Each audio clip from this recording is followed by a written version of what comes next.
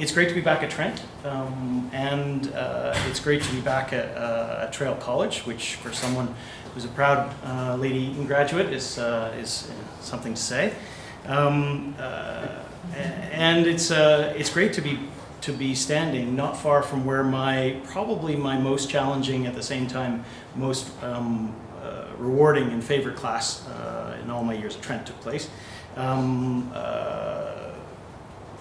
Some of you might remember Magnus Gunther, who was a long-time professor of international political economy. We called him God at the time. Although there were two professors that we called God. One was him in the international sphere, and the other was John Wadlin, who all of you who are involved in Canadian studies will know. And I remember I saw John today. I actually met him for the first time because I somehow went through 4 years at Trent without having a class with John Wadlin, when everybody in my circle of friends was studying Canadian studies and sort of worshiping the ground that he walked on. So it was great to see him today too.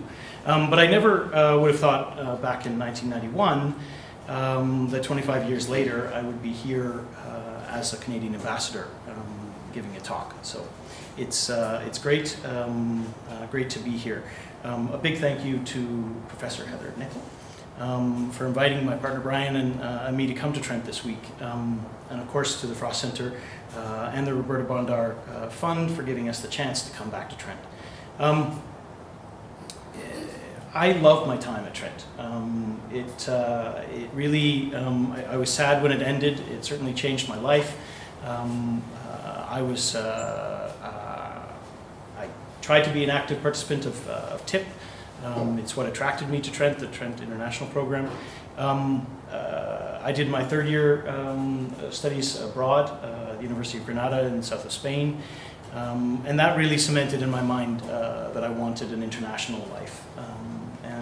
And so I owe that to Trent, and it's great to be back.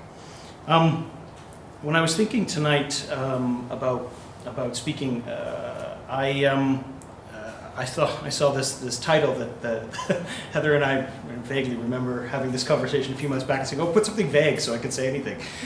Canada and the International North, that sounds good. When I was thinking about Trent and about being back here, it's funny. The thought that came to mind was this slogan that was on one of the Trent posters that came out while I was here. So it must have come out around the early '90s, and it has often come back to me. And then today I saw it on the wall, framed on the wall in the president's office.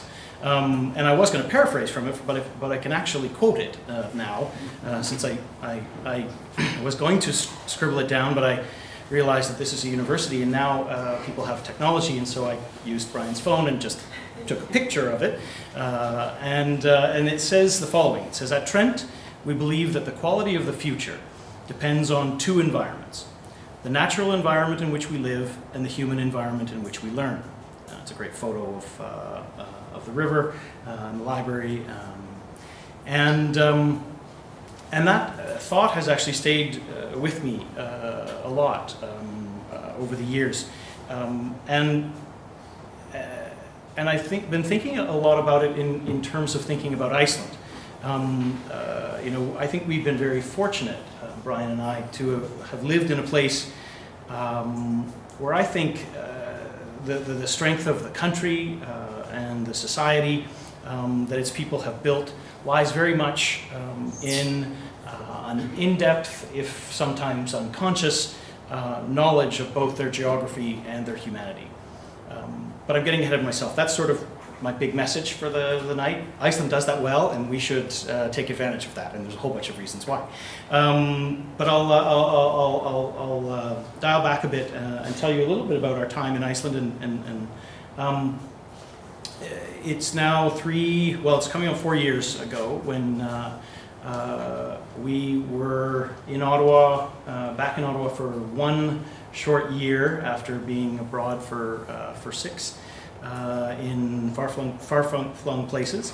And really, we didn't expect to be posted again. We thought we'd be in Ottawa for a while, and the opening in Iceland came up somewhat unexpectedly, and I was asked to consider whether or not I would serve as Canada's ambassador in Iceland. Of course, when you join the Foreign Service, at least in my case as a political officer, there is sort of only one objective to the career, and that's someday to be fortunate enough to be in the right place at the right time with the right skills and the right language, or whatever happens to be your lucky mix, to be asked to be Canada's representative.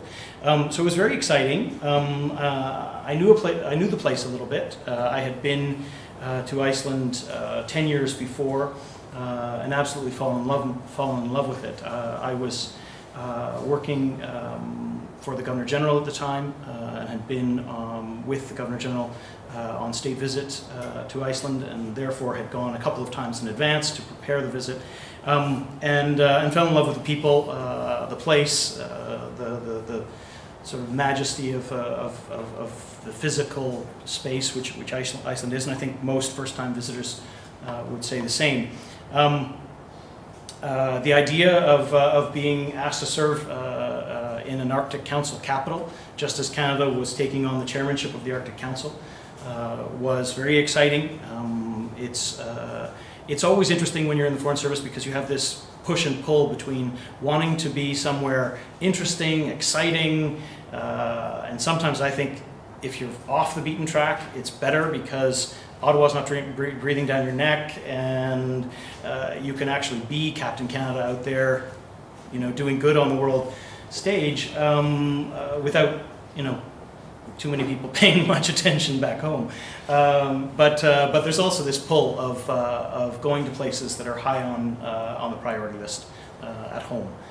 So going to a place like Afghanistan, when it was the government's highest foreign policy priority, and then being able to go to Iceland just as we were taking the chairmanship of the Arctic Council, I thought that was pretty exciting. Also, I think for Brian and I as well, for us, being able to serve in an Arctic place was personally satisfying. Both of us have ties to the North, and experience living and working in the North. Brian, most of his life growing up in what are now all three territories in the north of Canada. Myself, sort of having a divided childhood between Ottawa and Yellowknife, but then professionally being able to visit probably more than half of the communities that make up the three territories. It really was an opportunity to work in a policy area, to be out promoting a priority for Canada that had some personal connection. And I always think that you're more authentic and more real in your ability to communicate if that's based in some personal experience. So we arrived just as Canada was preparing the chairmanship. Minister Aglukak was the first minister to visit us in Reykjavik, actually 2.5 months after we arrived. She was the first minister to visit Iceland in 5 or 6 years. So it was an exciting time to be ambassador in Reykjavik. It seemed that a week didn't go by that there wasn't something focused on the Arctic happening in Iceland.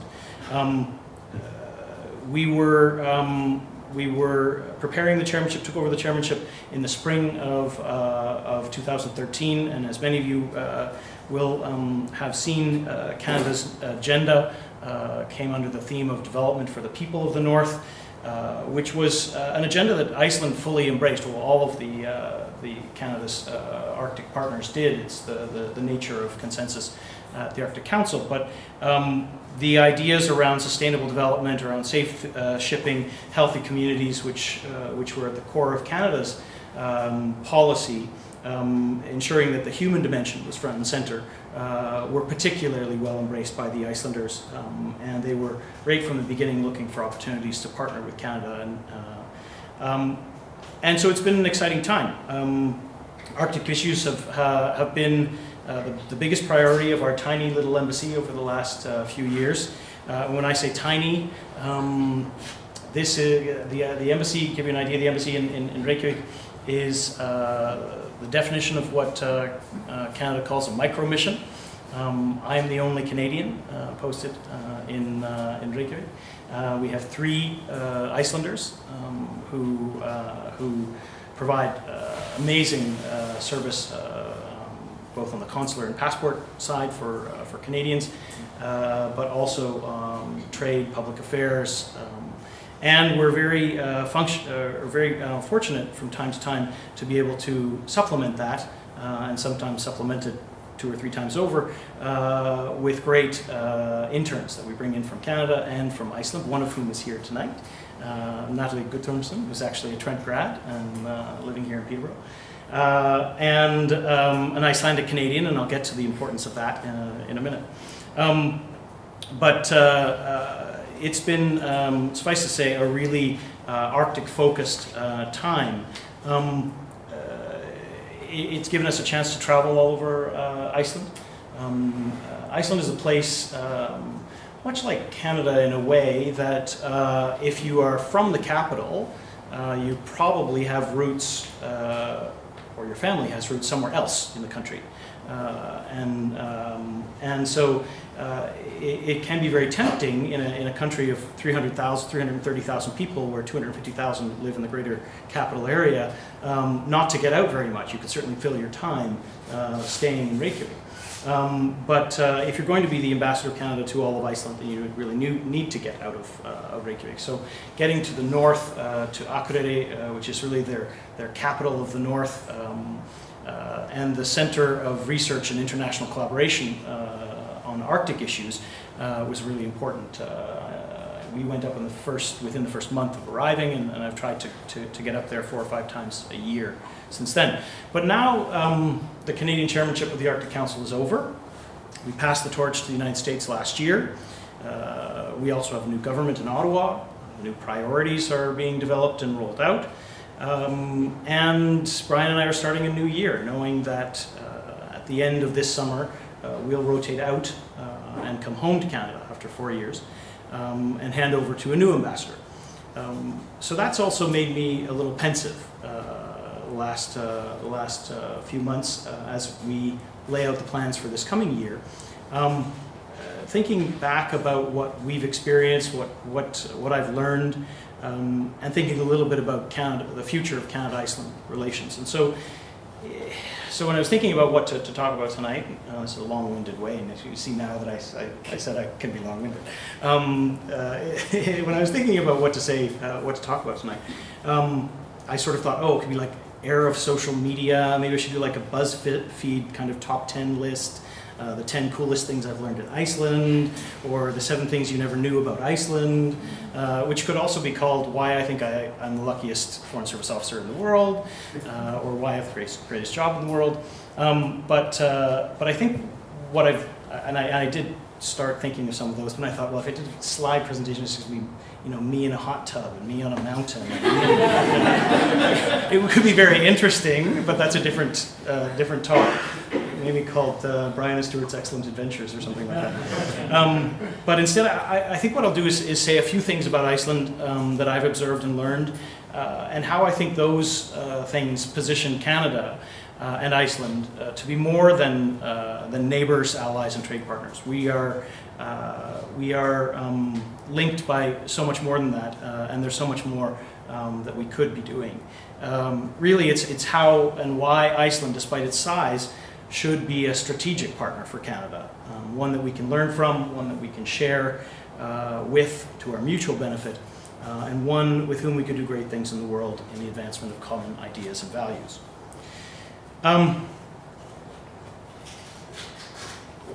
Everybody these days is reducing things to slogans and brand taglines. We used to have this one at the Department of Foreign Affairs called Canada, Cool and Connected. I think it was all about alliteration, and they had to find 3 words that had, C's, and okay, well that's true, but what does it mean? These days Iceland is using inspired by Iceland or Iceland naturally, which fits the brand very well. But if I had to boil down to one sentence about Iceland and these ideas that have been sort of percolating in my head, I'd say they know who they are, where they are, and where they come from.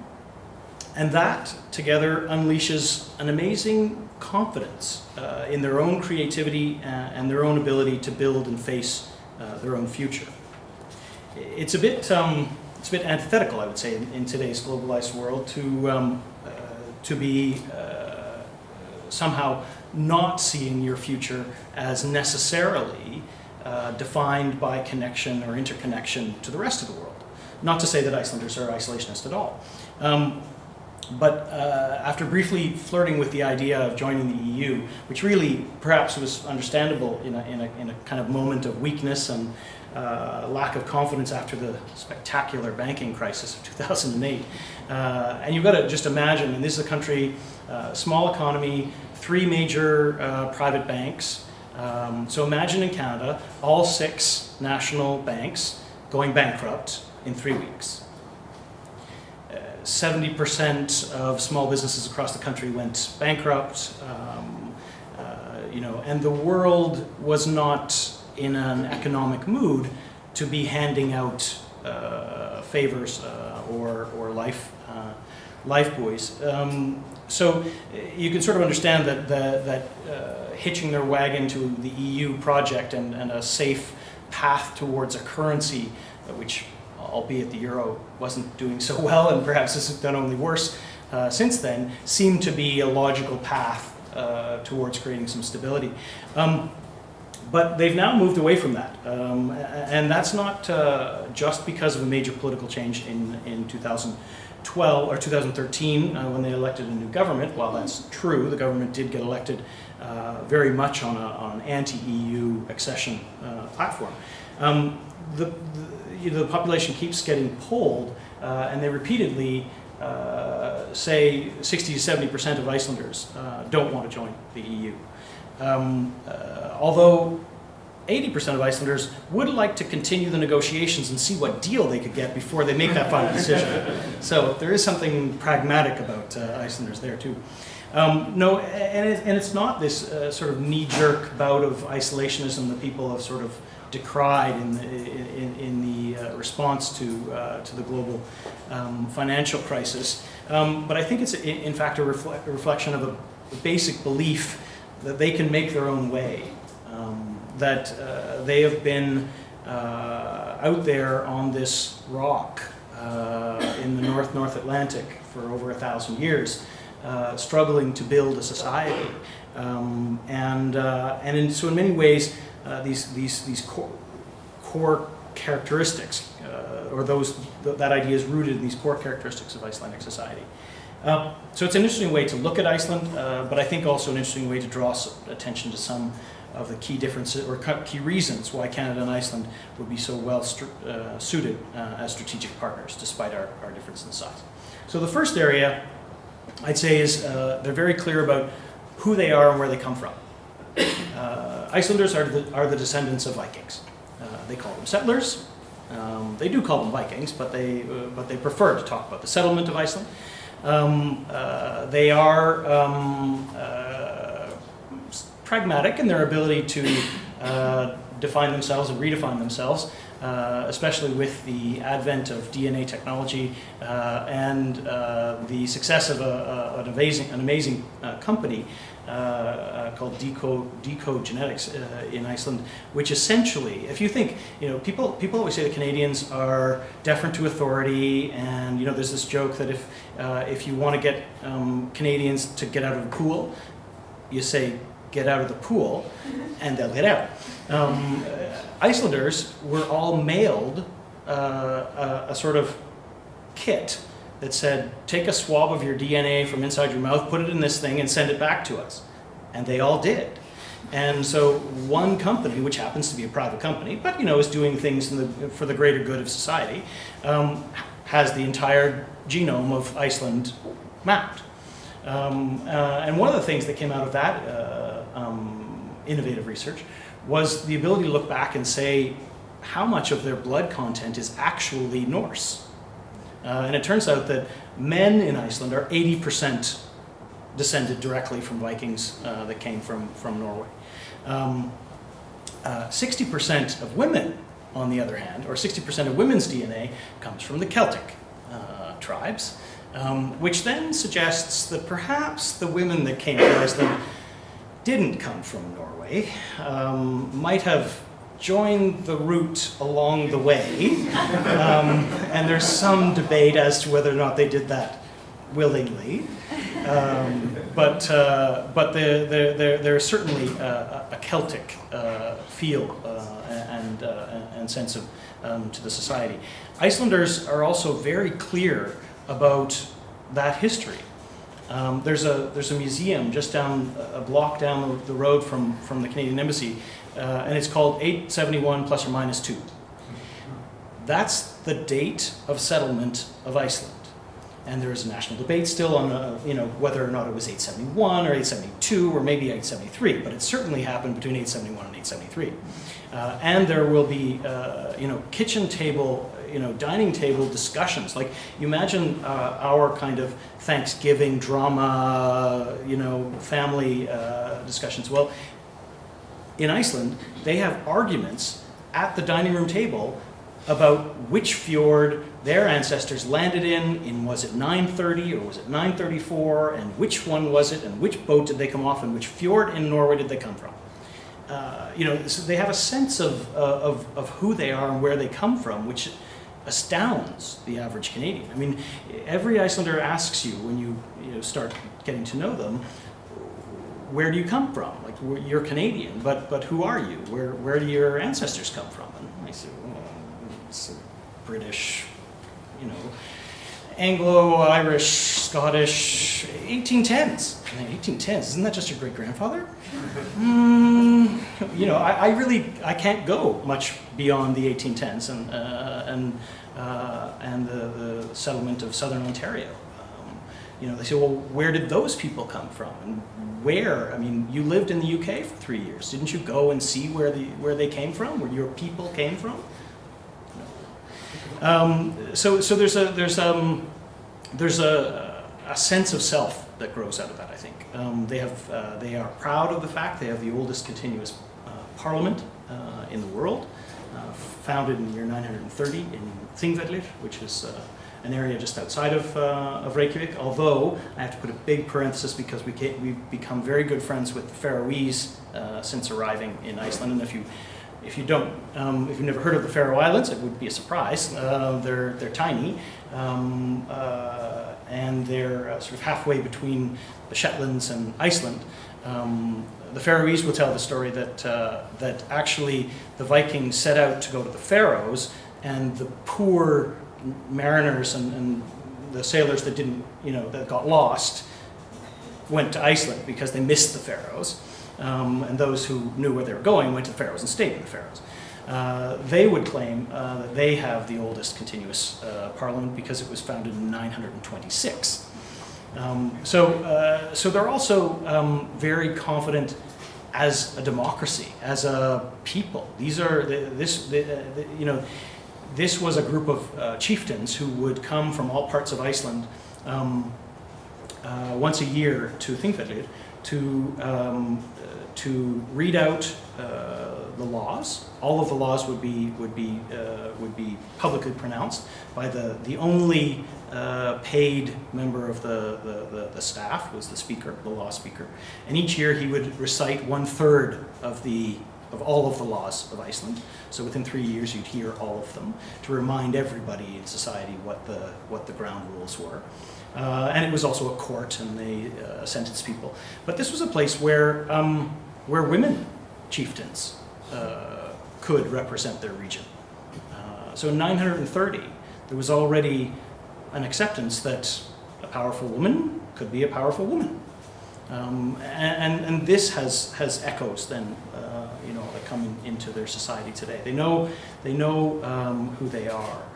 They're a hardy and able people. They thrive against adversity.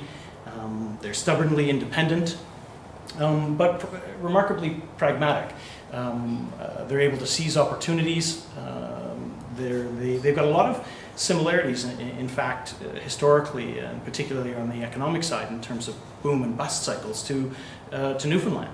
And I don't know how many conversations I've had with Newfoundlanders that sort of look at Iceland and sort of say, okay, where did we go wrong? Because, island, North Atlantic, surrounded by fish, now with some oil and gas, So it's interesting. Icelanders know each other. They still don't use last names. Icelanders use patronyms. So the phone book is organized by first name. Inside a family, if you have mother, father, son, daughter, you have 4 separate surnames in the same household. And you are either son or daughter of your father. Although in postmodern Iceland, you can now use your mother's name and have a matronym, not a patronym. And you can even be politically correct and have both your father and your mother's name, or your mother and your father's name, but you are certainly daughter or son of some combination of people. So again, it's that connecting you to a clan or a lineage. Natalie is Guttormsson, which probably when you were in Iceland in the summer had to be explained to some Icelanders why you weren't Guttormsdottir. But many Icelandic Canadians or Icelanders who emigrated to Canada changed their family name, for a Canadianized family name, to the first patronym of the sort of first person that came to the New World. So I assume your great-great-grandfather was Guttormsson, which a lot of, sort of like John Smith is Jon Jonsson. They were often named after their father. It's interesting, in Iceland, small talk is not about the weather. It eventually gets to the weather, but much more important than the weather is finding out who you are. Because I really can't have a conversation with you until I understand who you are, which sort of explains why they keep asking me, where do you come from and who are you? But they'll say, oh, okay, you say you come from the West Fjords, but which fjord in the West Fjords? Oh, on the left side. Okay, well, north or south of this farm and that big rock and this fjord, and then they finally realize that their great-great-uncle worked on a farm across the road from your great-great-grandfather. Now I know who you are. Now we can have a conversation, which is fascinating to me. And I had a glimpse into one of the reasons recently. I thought that this was all about getting to know the relationship of clans, sort of in the history. But I also figured out, and this goes to this idea of independence and this sense that you've got to be able to take care of yourself, which is a bit of the national psyche in Iceland. That until 100 years ago, Iceland was the poorest country in Europe. There was no Nordic welfare state in Iceland, and if you or your family ran into problems, there might be some assistance from the parish, but it's going to be pretty meager. But Icelanders, under laws from the 1700s, were required to take care of sort of kin who ran into troubles up until a certain family connection. So part of me thinks that this is also a pragmatic way of figuring out, okay, how much do I have to like you? Because if you all of a sudden become orphaned, do I have to take you in?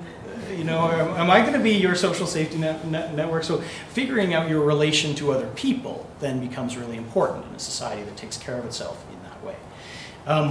And just a word on cousin or kin.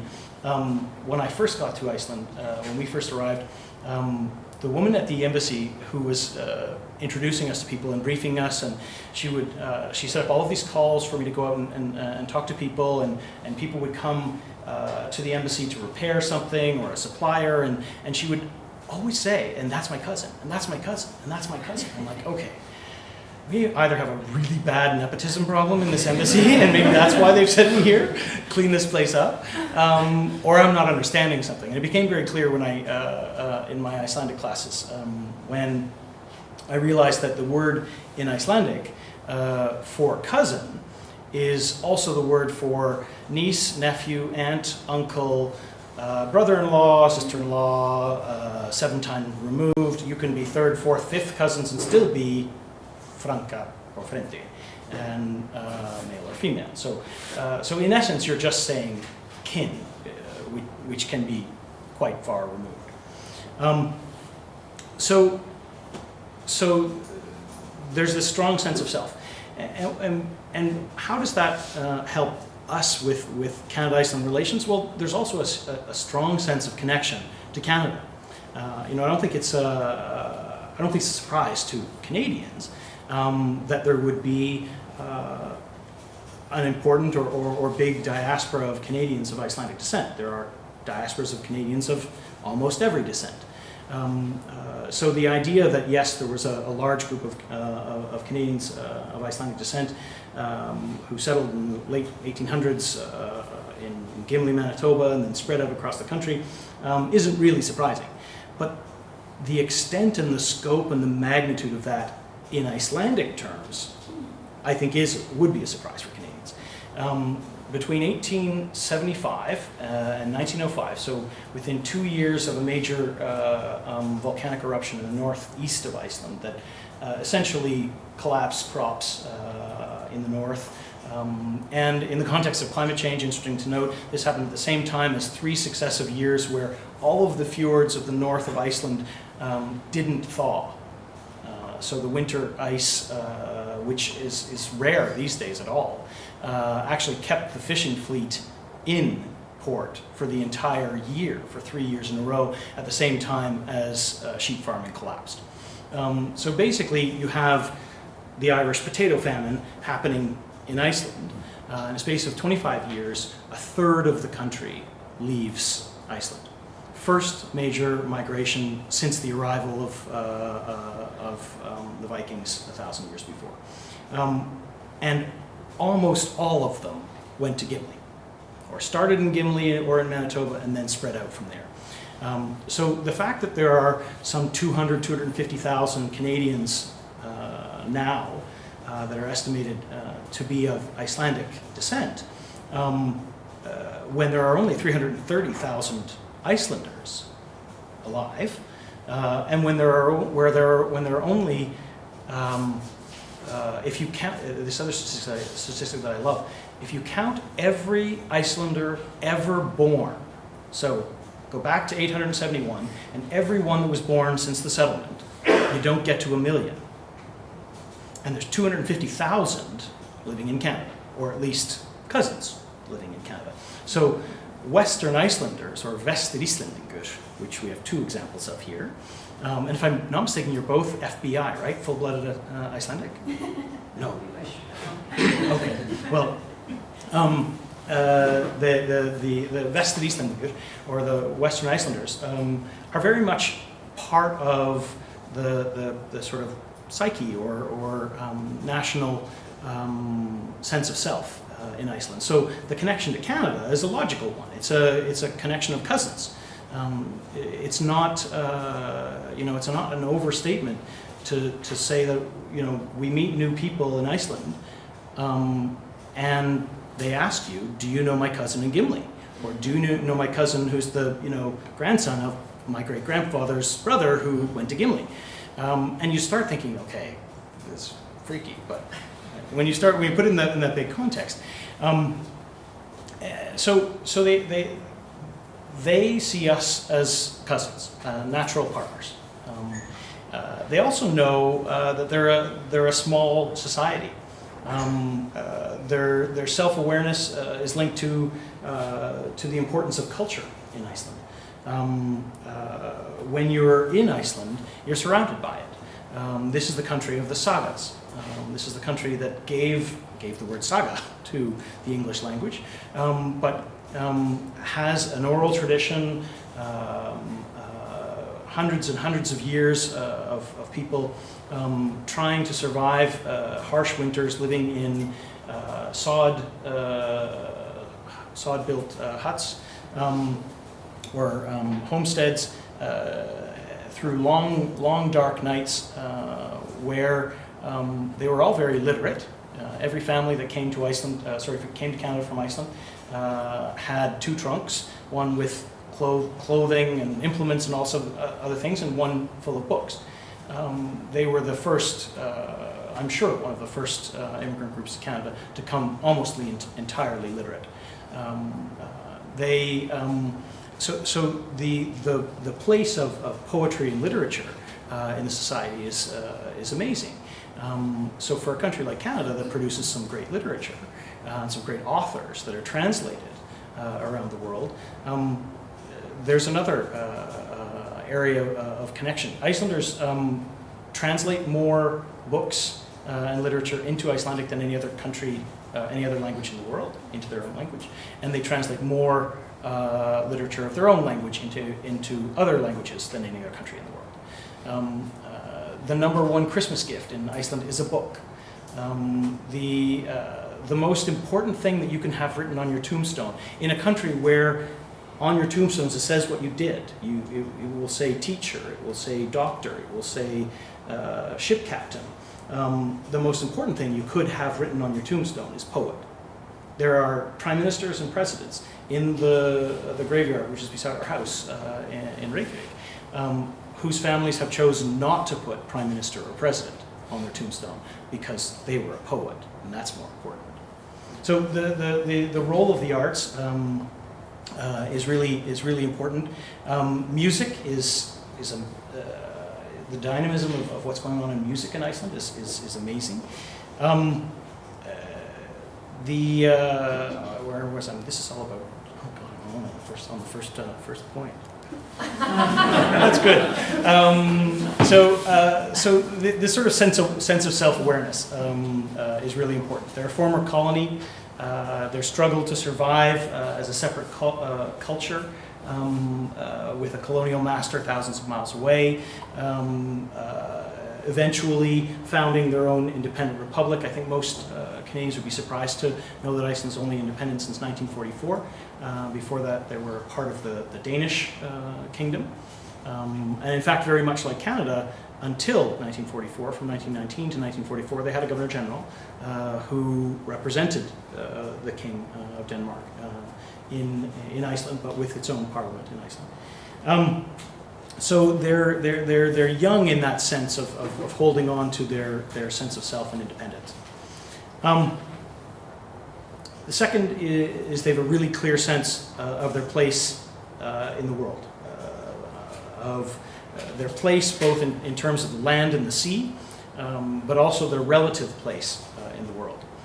They're obviously part of the Nordic family, both historically, we talked about the settlement of Norsemen or the Vikings, and geographically. Their nearest geographical neighbors would be Greenland and Norway or the Faroe Islands.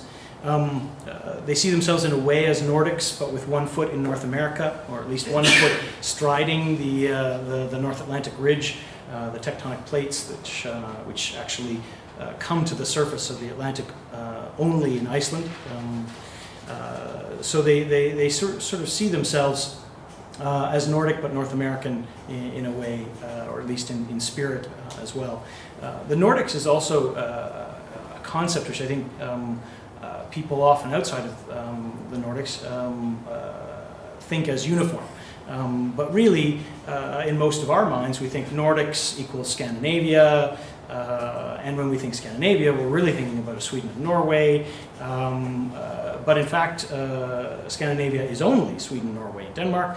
The Nordics add Iceland and Finland to that group, and the outliers of that group are Iceland and Finland, which are a little bit more unique. They've had to be a bit more dynamic than some of their neighbors. As I said, being the poorest country in Europe until only about 100 years ago. Much more isolated, couldn't count on outsiders necessarily. Even their Danish colonial masters, which may have provided governance, but certainly not much in terms of advancement and prosperity. It's interesting for us now at the embassy, in terms of opportunities for Canada, we look at the Nordics as one region.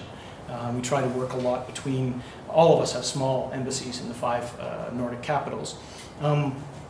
But the countries themselves have, as I say, the shared history, strong commitment to democratic institutions, values, but they're valuable commercial partners for Canada.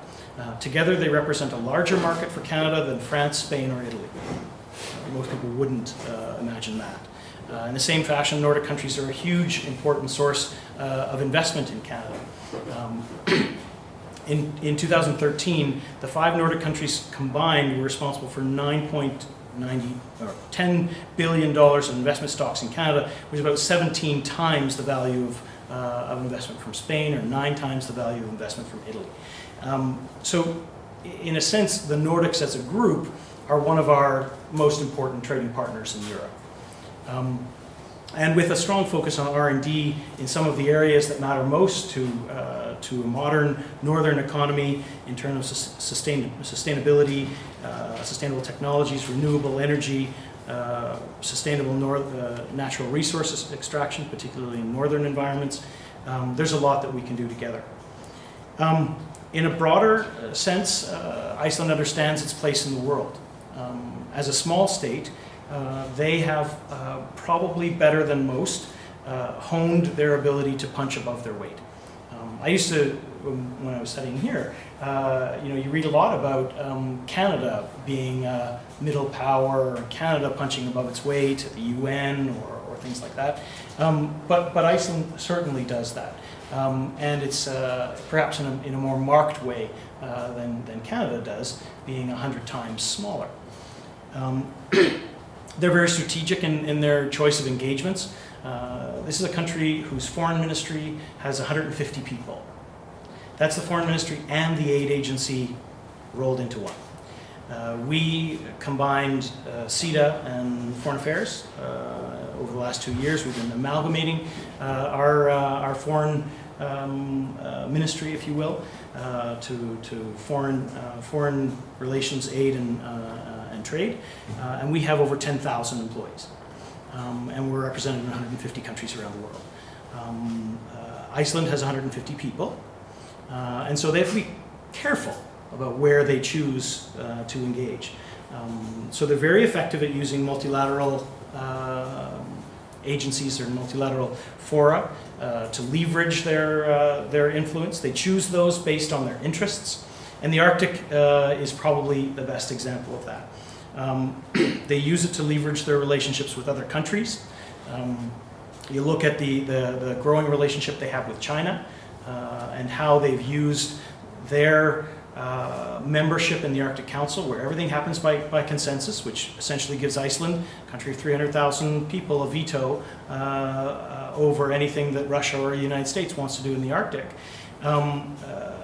And knowing that China and a whole bunch of other countries in the world are interested in what's going on in the Arctic, a time of climate change and a time of race for resources, all sorts of things that you hear written in the press, even if they're not accurate. But they're very strategic in deciding that they're going to use their position to achieve other goals that are in their interests. One thing that's interesting in the Arctic side that again shows a strength of pragmatism. The president of Iceland, President Grimson, he has long been an advocate of the Arctic, the importance of the Arctic, the importance of people talking about the Arctic and bringing people together to talk about the challenges in the Arctic. And it was actually the topic of our very first conversation when I presented credentials, within 5 days of arriving in Iceland. He wanted to talk about how were we going to create a place or a space where the world could come and talk about the Arctic, not just the Arctic Council and its agenda, which of course Iceland is fully supportive of. And so his vision has turned into an annual conference which is called the Arctic Circle, which happens in Iceland now every October. And this year was the third time it happened. This year, 1,900 delegates. It started at 1,400, then 1,600, then 1,900 this year, from over 60 countries in the world, came to Iceland for 4 days. It's become referred to as the Davos of the Arctic. And it's really a wide open democratic space, very much in the Icelandic tradition of bringing people together once a year to talk about anything they want on that one topic, sort of going back to their traditions of open dialogue at the Alþingi, where they founded their parliament. Their confidence in being able to say, we're going to host the world, and they're all going to come to Reykjavik. And a lot of us 3 years ago said, oh, well, we'll see how many people show up. And 3 years later, the president of France gave the keynote address a month before hosting the world in Paris, and he drew direct lines between the climate change agenda and what's going on in the Arctic. So he saw that as the platform to reaching out and making a climate change statement about the Arctic. And I think that says something about Iceland's ability to, by the strength of their ideas, attract the outside world. Their sense of place comes with an incredible attachment to the land. You've all seen Icelanders' very successful marketing campaigns of mountains and the sea and geysers and waterfalls, and those are all wonderful tourism attractions. But they also play a big part in the average Icelander's life. Icelanders like to get out in nature. I was saying before that Iceland has a very small Ministry of Foreign Affairs. In fact, most of government is fairly small and not heavily layered like we have in a federation. So they're consequently on the challenging side. They have a challenge with long-term planning. There's no one at the Foreign Ministry that I can call and say, okay, I want to talk now about what we want to do in 9 months with you when I might have a minister coming through. They said, oh, talk to us in the summer. And then when you call them in the summer, well, we're working on, talk to us in September. They're busy delivering next week and being very pragmatic about next week, and don't really have time for a lot of long-term planning. The one thing, though, I would say that Icelanders have huge amount of time for long-term planning is their summer holidays. If you are planning to go to Iceland, I just saw an article last week that said, is it possible that Iceland will be sold out this summer within the next month? So the idea is if you are going to buy a plane ticket to Iceland after, say, April 1st, and you haven't arranged your hotel accommodations or your camping accommodations or whatever accommodations before you buy the plane ticket, you might have to rethink that or think about how you feel tenting in a climate that is windy, rainy, and rarely above 12 degrees in the summer. Anyway, they are very attractive right now for all sorts of great tourism reasons, and it's driving their economy. They're hugely proud of their renewable energy. Iceland is really a green country. Their geothermal capacity not only creates hot springs that everybody likes to come and bathe in, but it's also been a way of defining them to the world and to themselves. But that decision to focus on geothermal wasn't an easy one. During the OPEC crisis, about 90% of Iceland's energy needs were met by imported fuel. So fuel oil and diesel used for power generation, for home heating.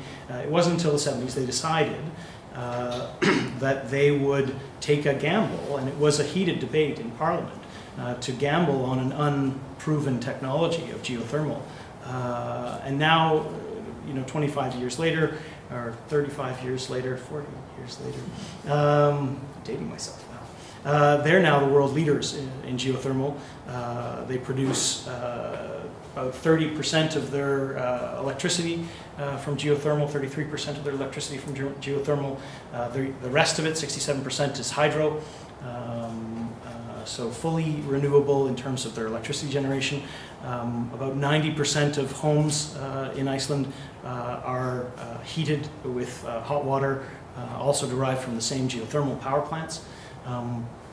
So the average Icelander, and this is in a northern climate, the average Icelandic home gets one energy bill per month, and that supplies their electricity, their hot water for heating their house. It comes in tubes from the plant or pipelines, and supplies their hot water and their cold water in their taps, and all of that comes to about $50 a month in a northern climate that has 8 months of winter. So the sort of the investment bonanza that gamble in the 1970s took is really paid off. And so that creates a huge opportunity for us as Canadians, as we're looking at what's going on in the world, where are the partners that Canada can work together with to build a low carbon economy for Canada and for the world in the future. There's a lot of interesting things we can do together. There's a small Canadian company that came and talked to us at the embassy from Toronto. 3 young guys, all recent graduates, one geophysicist, one finance guy, and one PR guy, or CEO. And basically what they've decided to do is that Canada is world leader in mining, and we're mining all around the world, and all sorts of Canadian mining companies go into developing countries. The Canadian mining industry has come leaps and bounds and is doing all sorts of good things for corporate social responsibility. But after a 25-year mine in a place like Latin America or in Africa, they're typically leaving at the end of that period without having provided much in terms of lasting legacy for the region, other than some jobs along the way, and probably some pollution along the way. This company says, well, actually, they don't need to create hydro dams. They don't need to cut down rainforest to bring in electricity from 1,000 miles away. And they've mapped out the areas in the world where these mining opportunities coincide with geothermal opportunities. So they will take an Icelandic partner, and they will go to the Canadian mining company and say, listen, you're going to spend $1 billion on this mining project. $250 million of that is going to be on your energy needs. For $100 million, we can build and supply you 10 years of geothermal power, which will be green and which will be left there for the country and the population after you leave, and save you a big whack of cash for your bottom line. So there's some really interesting things that together Canadians and Icelanders can do in other places in the world. There's an Icelandic company called Green Cloud that we're working with at the embassy to try and bring them to invest in Canada. Their model is really simple. The world is moving from an industrial based economy to an information age, and the last thing that this shift from a carbon producing economy to an electronic age should do is create a bigger carbon footprint than what it's trying to replace.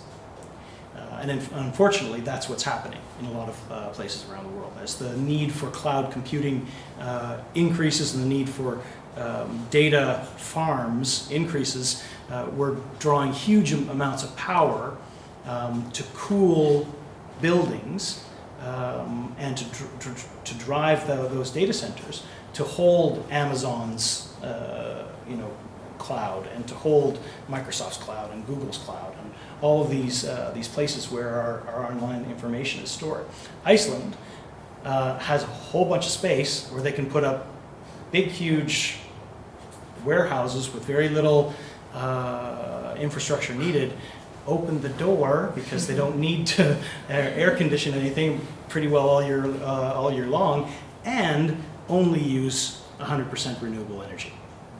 So it's a combination which is really appealing and is attracting clients from around the world. Of course, they're not very close to the big places where those computing needs are, and so they're looking for other grids and networks of electric generation that are minimum 97% renewable. And there are some provinces in Canada where the grids are 97% renewable. What does all that mean?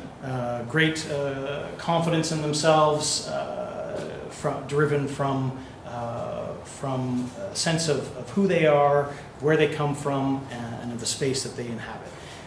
It means that confidence in their culture, in their values, and their abilities, to their common cause of building that society against all odds. It means that they have a strength of values which align very closely to Canadian values: democracy, individual freedom, peaceful society, respect for each other's rights. Iceland's a human rights leader, particularly on LGBTI rights and gender equality. I was honored last year to be the first openly gay ambassador to Iceland to speak at the annual Pride Festival opening in Reykjavik. And that may seem inconsequential, but in Iceland there are two big national festivals where practically the entire country comes out. One is Culture Night in August, where they have a white night of about 800 cultural events that happen in Reykjavik. And the other is Pride. Pride Festival is attended by 120,000 people in a country of 330. So it's a pretty big celebration, and people of all walks of life come out, and all ages and family. And Brian and I were the first openly gay ambassadorial couple to march in the parade. And it's not that impressive, but at the same time, when we arrived in Iceland, we were probably the first openly gay ambassadorial couple to be accredited to a country led by the world's first openly gay lesbian prime minister. And that, I think, says something about where Iceland is in terms of diversity. Gender equality, obviously, leaders, people may remember Vigdís Finnbogadóttir, who was the first democratically elected president or head of state in the world. We just celebrated the 35th anniversary of her election this year. And this year also was the 100th anniversary of women's suffrage in Iceland. And interestingly, connecting back to the Western Icelander Manitoba connection, women's suffrage in Canada got a huge boost from the suffragette movement in Winnipeg, which was largely driven by Icelandic Canadians, who the year before it became big movement in Manitoba had already won that battle in Iceland. So those connections were already there then. Our Prime Minister just last week talked about the world needing more men who are prepared to call themselves feminists. Well, Iceland is actually leading an initiative at the UN with Guyana. So this is again showing two small countries punching above their weight on the international stage that promotes just that. It's called the He for She movement, and it's Iceland organized the Barbershop Conference last January, which essentially was a conference of the UN. It got some criticism, but that was for men to talk about the importance of gender equality. And that may sound counterintuitive, but we often in all sorts of international fora end up going to events where you're talking to the converted. And and so the people that need to be talked to about gender equality are not women, but they're men. And Iceland is leading the way on that, and I think that gives us another good area where we can work together. There's lots more I could say, but I'll stop there because Brian's eyes are already a bit of jet lag, but also because he's like, okay, I've heard this 1,000 times. But I have lots of more I could say, but you know, Canada and Iceland, I think we're at a moment where 2 years ago, when the Icelandic government was elected, they elected the youngest democratically elected prime minister on the planet. He's now been overtaken by the prime minister of Luxembourg, I think. But he was 38 when he got elected. They turned their backs on the project to join the EU, and very specifically pivoted north and west, and made Arctic foreign policy and economic relations and strengthened political relations with Canada and the United States their number one foreign policy priority. So I think, given those opportunities, given those that set of characteristics that makes Iceland what it is, and makes Iceland able to play the role in the world that it does, that Canada would be very well placed to take advantage of this opportunity of the hand being outstretched towards Canada, to find in Iceland a strategic partner that we could do bigger and better things with.